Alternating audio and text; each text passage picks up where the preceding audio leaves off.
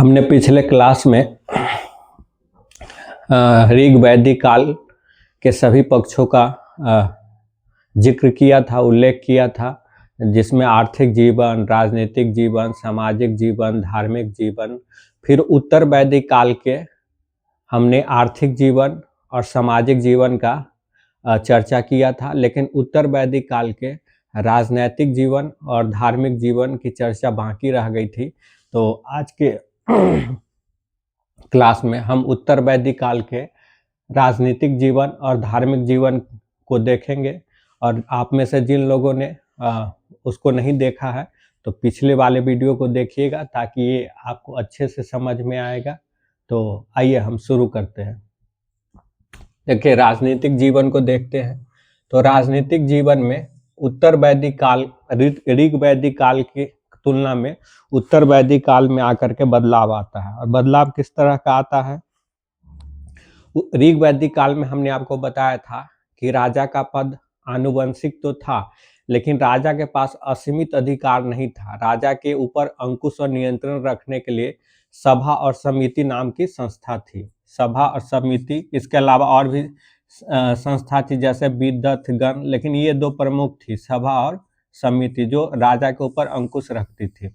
लेकिन उत्तर वैदिक काल में आकर के सभा और समिति नाम की जो संस्था थी, इसका महत्व गौण हो गया, और विद्वत नाम की जो संस्था थी वो तो खत्म ही हो गई।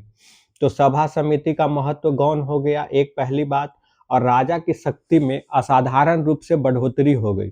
तो राजा की शक्ति में बढ़ोतरी का दो कारण था, एक तो सभा समिति का महत्व गौण हुआ, और दूसरा ये है कि पुरोहितों के द्वारा, जो पुरोहित थे, राजा के जो पुरोहित थे, उसके द्वारा राजा के भीतर दैवीय देवत्व की शक्ति का अवधारणा दिया गया। देवत्व की शक्ति, देवत्व की शक्ति, पुरोहित ने राजा को के भीतर देवत्व की शक्ति यानी दैवीय शक्ति है राजा के भीतर, इस तरह की अवधारणा प्रतिपादित किया। तो इससे भी राजा की शक्ति में वृद्धि हुई, और राजा के द्वारा विभिन्न तरह के बड़े बड़े यज्ञ किए जाने लगे अपने शक्ति का विस्तार करने के लिए, अपने शक्ति के प्रभाव को दिखाने के लिए। तो जो प्रमुख यज्ञ राजा के द्वारा किए जाते थे, राजा के लिए पुरोहितों के द्वारा किए जाते थे प्रमुख यज्ञ, वो है आपका सबसे प्रमुख यज्ञ है राजसूय यज्ञ। राजसूय यज्ञ, ये यज्ञ कब करवाया जाता था? राजा का राज्यरोहण होता था, जब राजा गद्दी पर नया राजा बैठता था तो उस समय राजसूय यज्ञ कराया जाता था। और इस यज्ञ का मतलब ये होता था राजा को दिव्य शक्ति की प्राप्ति, यानी इस यज्ञ के साथ ही ये समझ लिया जाता था कि राजा को अब दिव्य शक्ति की प्राप्ति हो गई है। तो इससे राजा की शक्ति बढ़ी। एक जो दूसरा यज्ञ होता था वो अश्वमेध यज्ञ होता था। अश्वमेध यज्ञ, इस यज्ञ में राजा अपने घोड़ा को छोड़ता था, और राजा का घोड़ा जिन क्षेत्रों से बेरोक टोक गुजर जाता था उन सारे क्षेत्रों पे राजा का अधिकार समझा जाता था। और तीसरा यज्ञ है वाजपेय यज्ञ।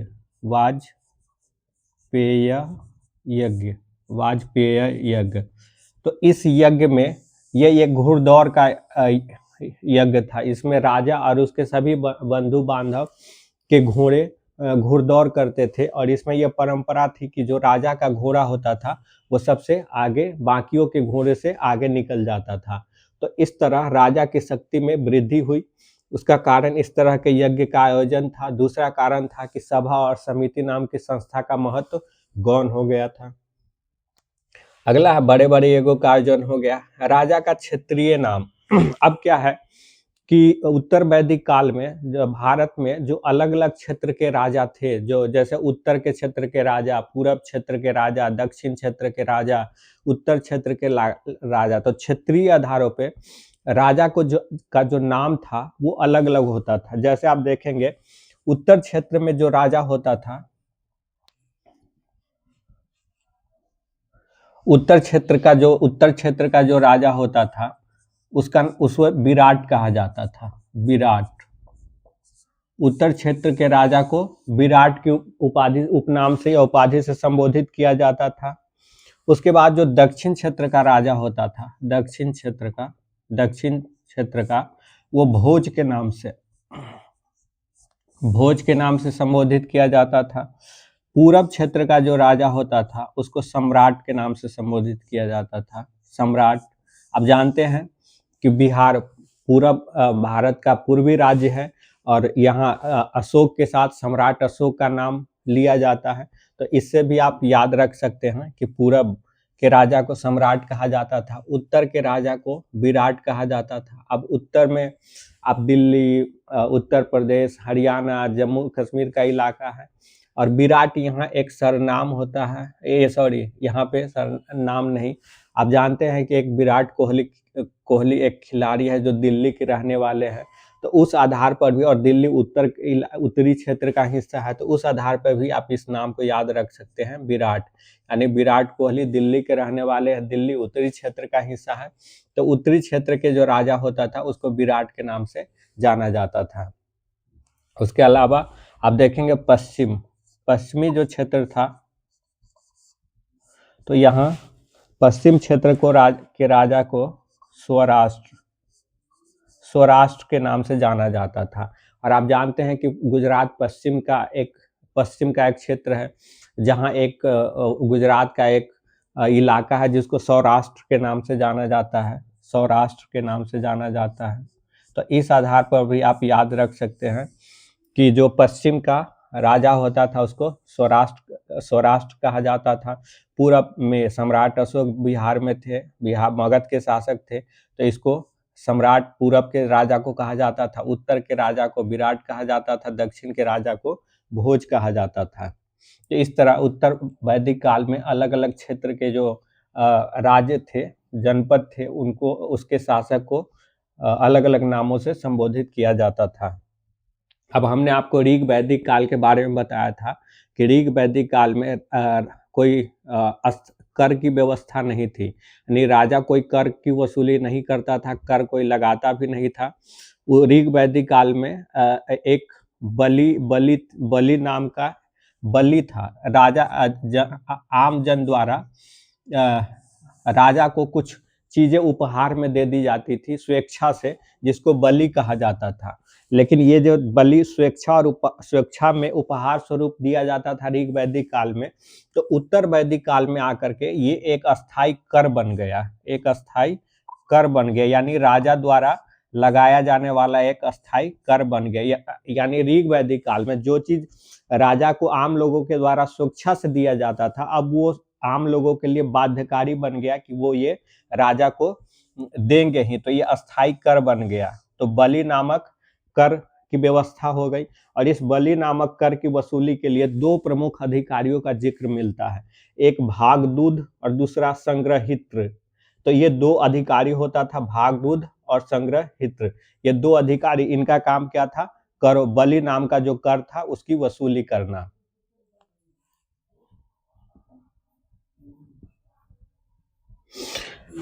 अब एक चीज है प्रदेश आधारित राज्य। हमने आपको ऋग वैदिक काल में बताया था कि वो एक कबीलाई जीवन था उनका, और ऋग वैदिक काल के लोग मुख्य रूप से पशुपालन पे आधारित थे, तो उनका जीवन में स्थायित्व की कमी थी। पशु के लिए जहाँ चारा की व्यवस्था होती थी, उसी तरह वो चारे की तलाश में अपने पशु को लेकर के एक क्षेत्र से दूसरे क्षेत्र में जाते रहते थे। लेकिन उत्तर वैदिक काल में आकर के हमने आपको बताया कि एग्रीकल्चर की शुरुआत हो गई थी, और हमने आपको हड़प्पा सभ्यता वाले चैप्टर में भी ये बताया था कि जैसे ही नवपाषाण काल में हमने आपको बताया था कि जैसे ही नवपाषाण काल में एग्रीकल्चर की शुरुआत हुई तो मानव का अस्थायी बस्ती भी बनने लगा। यानी एग्रीकल्चर जो फसल है उसका लाभ लेने के लिए मानव के लिए जरूरी हो गया कि वो एक अस्थायी जगह पे बस करके रहे। तो चूंकि उत्तर वैदिक काल में आकर के एग्रीकल्चर की शुरुआत हो जाती है, ऋग वैदिक काल में तो पशुपालन पे आधारित थे, लेकिन उत्तर वैदिक काल में आकर के ये कृषि आधारित व्यवस्था बन जाती है। ऐसे में अब लोगों के लिए एक अस्थायी जगह पर रहना जरूरी हो जाता है। तो इसके कारण अब प्रदेश आधारित राज्य का उदय होता है। प्रदेश आधारित राज्य यानी कि अब तक का जो राजा होता था ऋग वैदिक काल का, वो कबीला आधारित होता था, उसमें कोई निश्चित भूमि नहीं थी। राजा किसी निश्चित भूमि का राजा नहीं राजा नहीं होता था, वो एक कबीले का राजा होता था जिसमें कुछ लोग होते थे और वो लोग सामूहिक रूप से एक जगह से दूसरे जगह जाते रहते थे और उनके राजा होते थे। लेकिन उत्तर वैदिक काल में आकर के एक निश्चित वो कबीला जो ऋग वैदिक काल का जो कबीला था, वो उत्तर वैदिक काल में आकर के एक निश्चित क्षेत्र पर बसना शुरू कर दिया, बसने लगा, एक निश्चित क्षेत्र पे बसने लगा। अब जिस क्षेत्र पे वह बस गया, ये जो राजा था उसी क्षेत्र का राजा बन गया। तो इस तरह आप देखेंगे कि प्रदेश या क्षेत्र आधारित राज्य का उदय होता है उत्तर वैदिक काल में, जबकि ऋग वैदिक काल में प्रदेश या क्षेत्र आधारित राज्य नहीं था, वो जो राज्य था वो जन आधारित था, यानी कबीला आधारित राज्य था। और जब क्षेत्र आधारित राज्य का उदय हो जाता है तो क्षेत्र यानी भूमि के लिए युद्ध भी आरंभ हो जाता है, भूमि के लिए युद्ध भी आरंभ हो जाता है।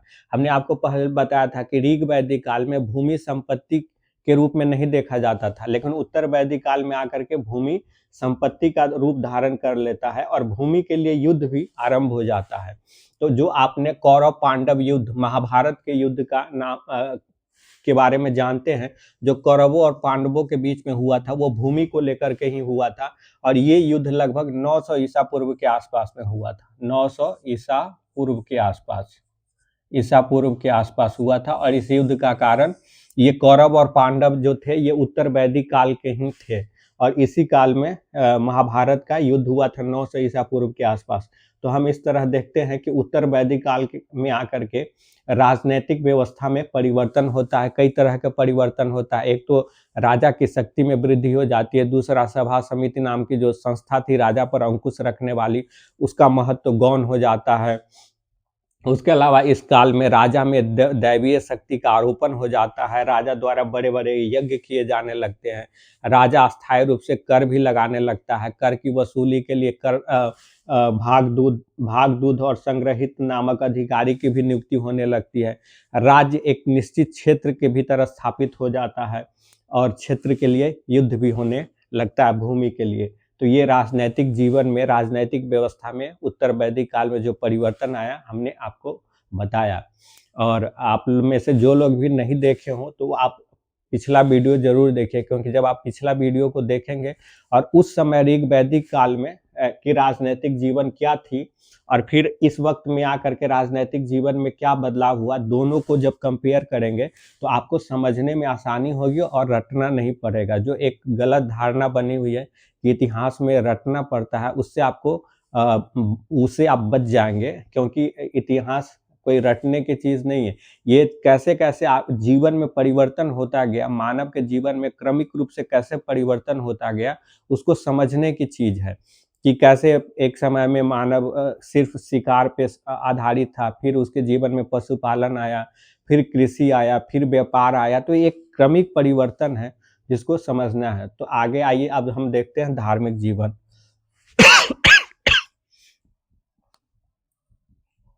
धार्मिक जीवन को देखते हैं। अब देखते हैं कि धार्मिक जीवन में क्या बदलाव आता है, ऋग वैदिक काल की तुलना में इस काल में आकर के क्या बदलाव आता है। तो सबसे पहले हम इनके प्रमुख देवता को देखते हैं कि उत्तर वैदिक काल में लोगों के प्रमुख देवता कौन कौन थे। हमने आपको पहले बताया था कि ऋग वैदिक काल के सबसे महत्वपूर्ण देवता थे इंद्र, दूसरे महत्वपूर्ण देवता अग्नि, तीसरे वरुण। इस तरह ऋग वैदिक काल के देवताओं की सूची हमने आपको बताया था।